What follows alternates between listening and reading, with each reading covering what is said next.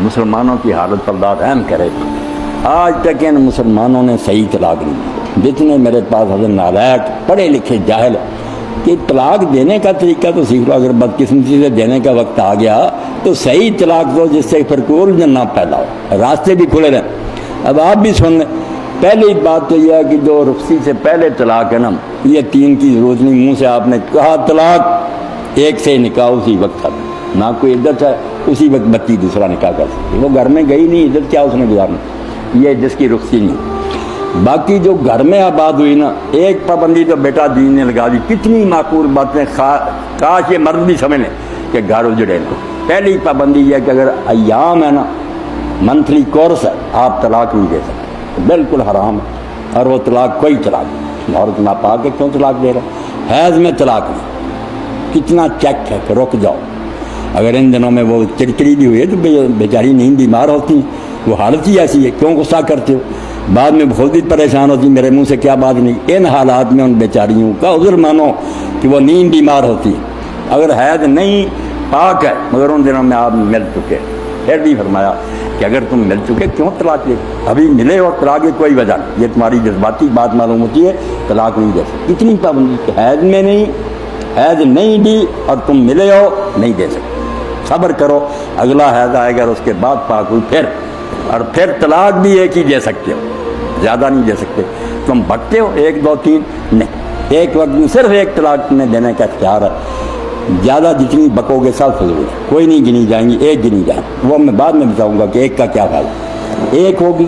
اور یہ بھی پابندی ہے جو کبھی خیال نہیں کرتے. 2 عادل آدمی وہاں تھے, نمازی دیندار بندے اس وقت موجود تھے جب تم نے طلاق دی, گواہ بنائے یا گھر بیٹھے طلاق کر دی, وہ بھی کوئی طلاق. ایسے 2 نیک آدمی ڈھونڈو, ان کے سامنے طلاق دو, وہ شاید تمہیں سمجھا ہی دیں.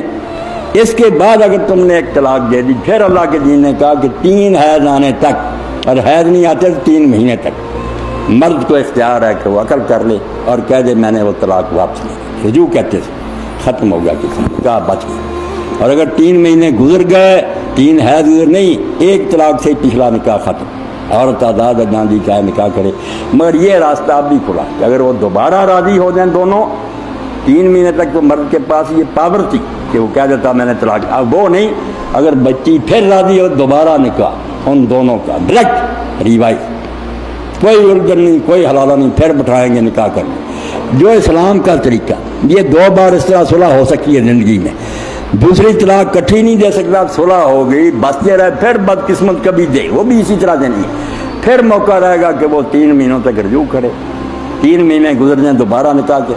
2 بار صلح کے بعد پھر اگر کبھی چانس ایسا آ گیا بدنصیبی سے کیا وہ اس نے طلاق کیا, پھر کوئی حال.